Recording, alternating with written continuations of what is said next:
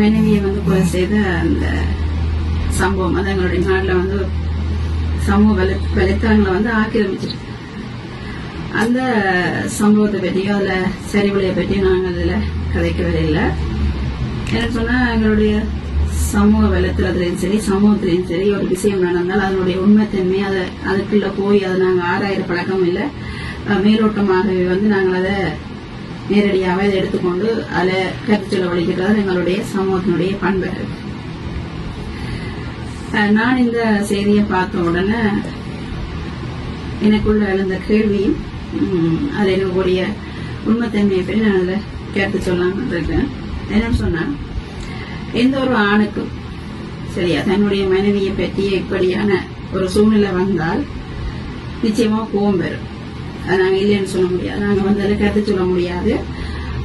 இப்படி ஒரு பிரச்சனை இருக்குன்னு சொன்னா அந்த அளவுக்கு கோபம் பெறத்தான் செய்யும், கொலை செய்யற அளவுக்கு கோபம் பெறத்தான் செய்யும். ஆனா அது வந்து உடனடி அளவு. இப்ப ஒரு வீடியோ வந்து காணொலியை பார்த்துருக்கிற அந்த காணொலியை பார்த்த உடனே அது கோபம் வரணும். சரி, அந்த பார்த்த உடனே அந்த ஒரு சம்பவத்தை நிறைவேற்றி இருந்தா அதை நாங்கள் எடுத்துக்கொள்ளலாம். அது அவருடைய அந்த கோபத்தில் அவர் செய்திருக்கிற தன்னை என்ன சொல்றது ஆட்டுப்படுத்த முடியாத தன்னை ஒரு கட்டுப்பாட்டுகளை கொண்டு வர முடியாத ஒரு செயலை செஞ்சிருக்காருன்னு சொல்லி நாங்கள் அதை எடுத்துக்கொள்ளலாம். அவங்களுடைய சட்டத்திலையும் அது கிளம்பி இருக்குது. ஒரு கொலையை செய்த அந்த கொலைக்கு பின்னாலே இருக்கக்கூடிய பின்னணியை பார்ப்பார்கள். ஆத்திரத்துல அல்லது வேற மன உளைச்சல்ல வேறு விதங்கள்ல செய்த அது வந்து படுகொலையா எடுத்துக்கொள்ளப்பட மாட்டாது. அதை வந்து ஒரு மனித உயிர் போக்கில் எடுத்துக்கொண்டு அதுக்குரிய தண்டனை வந்து பாத்தீங்கன்னா சொல்லி ஒரு 10 வருஷத்துல 20 வருஷத்துல கொடுப்பாரு. ஆனால் இந்த சம்பவத்தில் நீங்க பாத்தீங்கன்னு சொன்னா அவர் திட்டமிட்டு இந்த படுகொலைய புரிஞ்சிருக்கிறார்.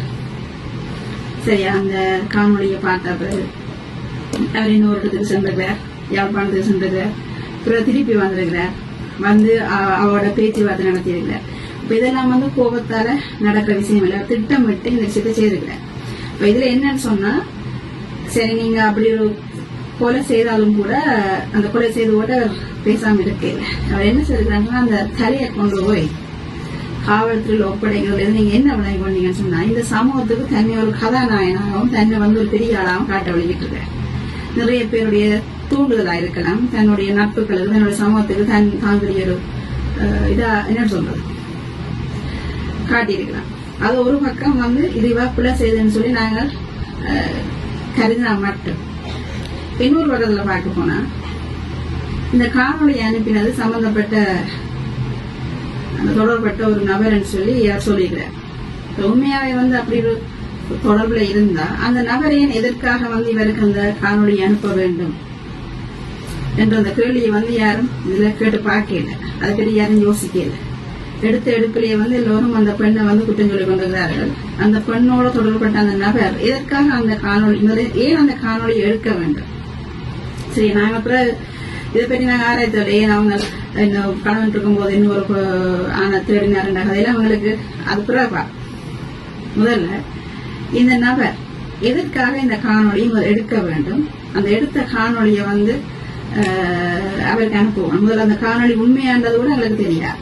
சரியா, இவர் சொல்லிக்கிறாரு, ஒரு வாக்குமூலத்தை சொல்லிக்கிறார் தன்னுடைய மனைவி ஒப்புக்கொண்டான்னு சொல்லி. யாருக்கு தெரியும்?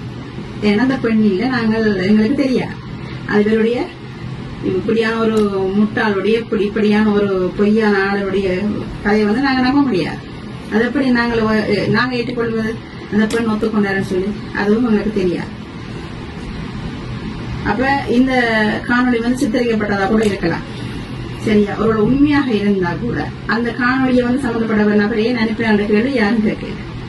சரியா, இது இந்த என்னுடைய பார்வையில இந்த பெண் வந்து செய்தது தவறு.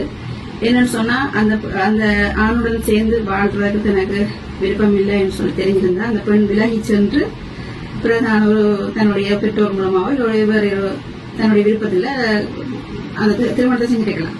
ஆனா ஒரே நேரத்தில் இருந்து அந்த கணவனுக்கு துரோகம் செய்ததை தவிர அந்த பெண் வேறு பிள்ளை செய்யல.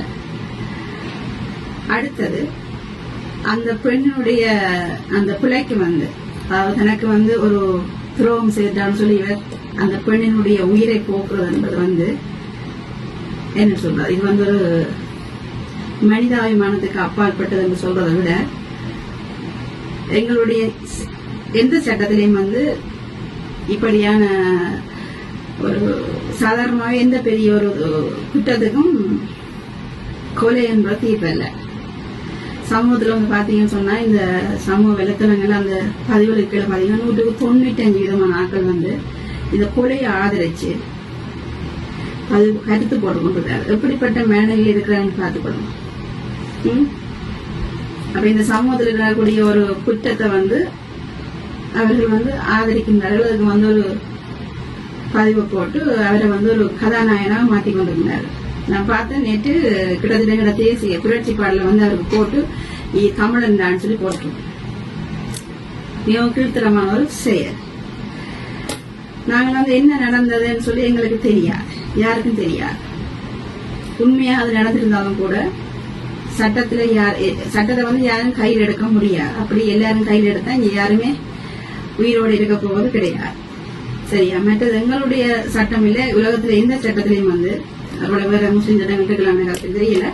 ஆனா பொதுவாக வந்து சட்டத்துல வந்து இந்த மாதிரி சம்பவம் இதை வந்து நாங்கள் சட்டத்துல சோரம் போறோம்னு சொல்லுவோம். இதுக்கு வந்து இதை வந்து ஒரு குற்றமா வந்து இங்க அங்கீகரிக்கப்படவில்லை. உண்மையா வந்து இந்த சோரம் போதுன்றதுக்கு வந்து தண்டனை வந்து விவாகரத்து மட்டும்தான். அதாவது வந்து இப்ப இந்த கணவன் வந்து தனக்கு இந்த பெண் வந்து இப்படி ஒரு விஷயத்தை செய்துட்டாருன்னு சொல்லி சட்டத்தை நாடி இருந்தால் அவருக்கு அந்த பெண்ணிடம் வந்து விவாகரத்தை கொடுத்திருப்பார்கள். அடுத்தது இந்த சம்பவத்துக்கு காரணமான அந்த நபர் தான் குற்றவாளிங்க. அவர் வந்து முழு இழப்பீடும் வந்து இந்த நபருக்கு கொடுத்திருப்பாரு. மனைவியால எந்த விதமான ஒரு இழப்பீடெல்லாம் இவர் குறையிலாது. இவர் அந்த திருமண வாழ்க்கையிலிருந்து விலகுவதற்கான வழியை வந்து சட்டம் கொடுக்கும். என்னன்னு சொன்னா இது தனி நபர் விருப்பு. ஒரு திருமணம் என்பது வந்து நீங்க அன்போட சந்தோஷமா இருக்கிறதுக்காக செய்யப்பட்ட ஒரு ஒப்பந்தம். இதை தவிர உங்களுக்கு அடிமை சாசனமோ அல்லது உங்களுக்கு சொந்தமாக வந்து அந்த பெண்ணை கொடுக்க இல்லை. அதனால அந்த பெண் என்ன குற்றம் அழைத்தாலும், ஒருவேளை உங்களையே கொலை செய்யறதுக்கு வந்து கொலை முயற்சி செய்தாலும் நீங்க அந்த பெண்ணை கொலை செய்யறதுக்கு உங்களுக்கு எந்த விதமான உரிமையும் கிடையாது. அதை நீங்க சட்டத்தின் முன்னால நிறுத்த வேண்டுமே தவிர நீங்க கையெடுக்க முடியாது. ஆனா நான் அந்த என்ன சொல்றது,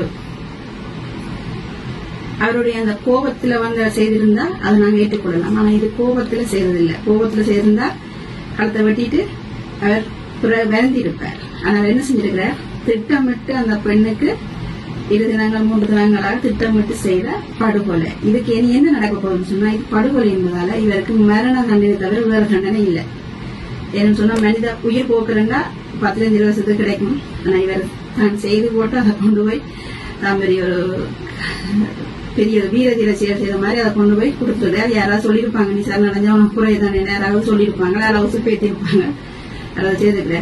இது வந்து படுகொலை மரண தண்டனை தான் இதுக்குரிய தண்டனை. அப்ப மரண தண்டனை இலங்கையில நிறைவேற்றப்படாது. இப்படியே அது ஒரு 5-6 வருஷம் முடிவெட்டு கடைசி காலம் முழுக்க சிறையில இருந்து தன்னுடைய வாழ்க்கையை வீணாக்கினதான் இந்த முட்டாளுடைய அறிவு. இப்ப அந்த பெண்ணை செய்து விட்டார். அந்த பெண் இலகுவாக இந்த உலகத்தை விட்டு நீங்கி சென்றுட்டார். அவருக்கு எதுவும் தெரிய போவது கிடையாது.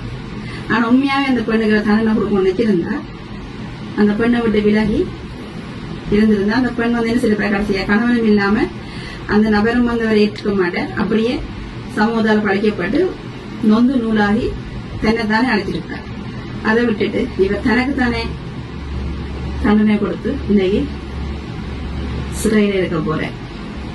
இதை வந்து யாரும் ஊக்குவிக்காதீர்கள். நீங்களும் இப்படியான வேலைகள், அதாவது இப்படியான சட்டத்தை வந்து கையில் எடுக்கிற வேலைகளை யாரும் செய்யாதீர்கள்.